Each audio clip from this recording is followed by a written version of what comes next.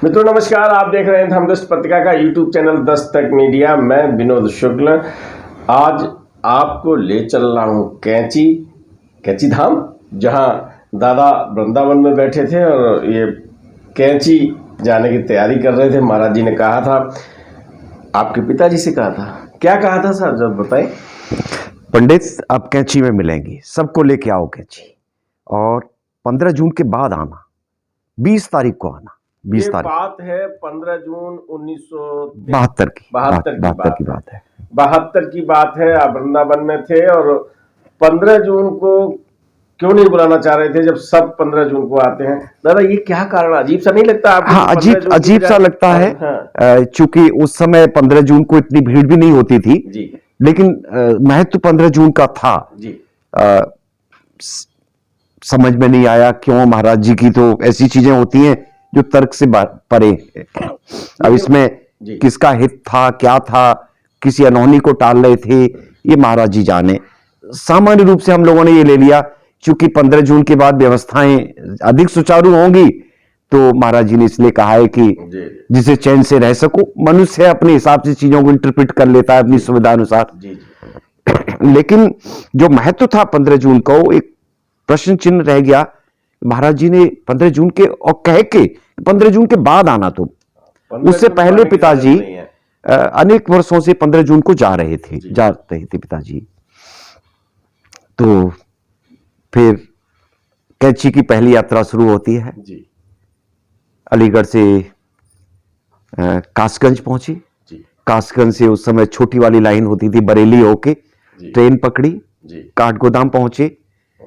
अब काठगोदाम उतरने के बाद इस बार के भाव एकदम उल्टे थे जी, कि जल्दी से काठगोदाम से और कैंची तक की दूरी पूरी हो। जब पहली बार गए थे तो सोच रहे थे क्या होगा, क्या तब अलग था। इस बार था कि जल्दी से उड़ के पहुंच जाए। बिल्कुल जो ये अलग से एपिसोड देख रहे हैं उनके लिए बताते हैं कि जब पहली बार आप दर्शन करने गए थे तब द्वंद्व था, क्या कहेंगे क्या नहीं कहेंगे, और वो सब आपको बताया, तो वो भाव थे। और आज अब बाबा के साथ स्थापना हो चुकी है और लग रहा है कितनी पुरानी है, कितने जन्मों की है। और कैंची भी आप पहली बार गए? कैंची पहली बार जा रहे हैं, क्योंकि वृंदावन में पहले एक बार भेज के जब दोबारा बुला लिया महाराज जी ने, तो बड़ा मजबूत रिश्ता हो गया, बड़ा मजबूत। और अब वहां काठगोदाम से लग रहा है कि जल्दी से पहुंचे। और वो उन दिनों बसें इतनी फ्रीक्वेंटली नहीं होती थी, समय लगता था। टैक्सी वाले से पूछ रहे हैं, बस वाले से पूछ रहे हैं, फिर एक बस मिली, बस में बैठे और पहुंचे। और बस कैंची आश्रम में उतरते और जैसे पता नहीं सब रास्ता पता हो, तुरंत दौड़े दौड़े पहुंच गए महाराज जी के पास। महाराज जी बैठे थे बरामदे में तखत पे। सुबह का दरबार लग रहा था और उस समय बजे होंगे मेरे ख्याल 10 बजे के आसपास रहे होंगे जी। बड़ा आनंद आया, पहुंचे और करीब 3 सप्ताह रहने का मौका मिला। और कैंची जाने पे एक परीक्षा होती थी उस समय, भक्त लोग जानते होंगे और मैं शेयर करना चाहूंगा। बहुत बहुत स्वागत है। कि कैंची से आप नैनीताल घूमने गए कि नहीं? अच्छा। नैनीताल घूमना देसाठन था। हाँ। और कैंची में रहना भक्ति थी। बिल्कुल सही बात। अब भक्त लोग बातचीत करते थे तो वहां ऐसा भाव आता था कि नैनीताल मन है जाने का, कोई व्यवस्था नहीं है, और नैनीताल घूमने आए हो या महाराज जी के दर्शन करने आए हो जी, ऐसा प्रश्न रहता था जी, परिवार से ही जी। और ये इनकलकेट किया जाता था खासकर बच्चे को जी, कि तुम देसाठन के लिए नहीं आए हो, पिकनिक के लिए नहीं आए हो, वहां गर्मी पड़ रही है तो ठंडे मौसम के लिए नहीं आए हो। ये महाराज जी की कृपा है कि कैंची आश्रम में महाराज जी के साथ तुम्हें रहने का अवसर मिल रहा है, मौका मिल रहा है। तो ये नैनीताल शहर का प्रश्न दिमाग में नहीं आना चाहिए जी। मन लगा के कैंची में रहो, आनंद उठाओ, जो सेवा बनती है अपनी क्षमता से सेवा करो और महाराज जी का आशीर्वाद पाओ। आज भी आप जब जाते हैं, ये नहीं कह रहा कि मैं आप नैनीताल मत जाओ, लेकिन आध्यात्मिक यात्रा का, आध्यात्मिक शक्ति का अर्जन आप करने गए हैं, तो वो समय आप आध्यात्मिक शक्ति को प्राप्त करने के लिए कैंची धाम में रहे। अगर कैंची धाम में, क्योंकि आध्यात्मिक ऊर्जा तो आप लेने गए ना, घर से मंदिर जाते हैं, किस लिए जाते हैं? मंदिर इसलिए जाते हैं, घर भी एक मंदिर होता है और उस मंदिर से दूसरे मंदिर जाते हैं, और उस मंदिर में इसलिए जाते हैं कि हम आध्यात्मिक लाभ कर सकें, अपने पुण्यों का अर्जन कर सकें। तो दादा ने बिल्कुल ठीक कहा कि एक परीक्षा है, साथ में एक लालच है नैनीताल घूमने का। नैनीताल घूमने जाए तो वो अलग से प्रोग्राम बना लें, या पहले अपना जितना समय कैंची धाम में बिताना है वहां बैठें और अपनी आध्यात्मिक ऊर्जा को प्राप्त करें। ऐसा नहीं है कि कैंची में आए, दस्तखत किए, फिर चले गए नैनीताल, वहां घूमे, फिर आए, दस्तखत किए, कहा हमने तो 5 दिन तपस्या कर ली।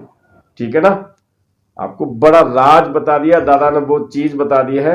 तो आध्यात्मिक ऊर्जा कैसे प्राप्त करें उसका रास्ता बता दिया। तो मैं सभी भक्तों से कहना चाहूंगा, जब कैंची जा रहे हैं तो कैंची और कैंची से आगे का सोचें। कांकड़ी घाट, वो भूमियाधार, हिमालय के अंदर सोचें। हनुमानगढ़ी तो फिर भी यहाँ है नैनीताल में, नैनीताल भवाली से आगे का उसी मार्ग पे सोचें और उसका आनंद लें। मैंने आपको पहले भी बताया है कि जब कैंची धाम में जाएं तो हनुमानगढ़ी नैनीताल में है, मनाली के पर्वतों पे है, तो वहां महाराज जी के दर्शन करें। और वहां वो हनुमान जी हैं जिन्हें बाल्टी से महाराज जी ने अपने कर कमलों से 1 बाल्टी दूध पिलाया था सीधा लगा के। केशन चंद्र तिवारी उनके साथ थे, उन सबकी जो और भी भक्त होंगे उनकी आंखें बंद करा दी थी, 1200 में उल्लेख है। तो उनके भी हनुमान जी के दर्शन करें, फिर कैंची धाम जाएं, कैंची धाम से भूमियाधार, बहुत अच्छा आश्रम है, आप जब जाएंगे, मुझे जाने का सौभाग्य मिला है, बहुत अच्छा लगता है। और काकड़ी घाट में जाएं, वो सोमवारी बाबा की तप स्थली है। मैं इस अंक में आपसे विदा लेते लेते बता दूं मैं आपको कि काकड़ी घाट और कैंची धाम दोनों ही स्थल सोमवारी बाबा के तप स्थली में रहे हैं। काकड़ी घाट में बहुत समय बिताया, और जब महाराज जी ने वहां कैंची धाम की स्थापना की तो वहां सोमवारी बाबा की गुफा निकली थी, धूनी निकली थी, चिमटा मिला था जो आज भी संरक्षित है। और कैंची धाम जाए तो वहां सोमवारी बाबा की गुफा के दर्शन करना न भूलें। ठीक है ना, चल पड़े। राम।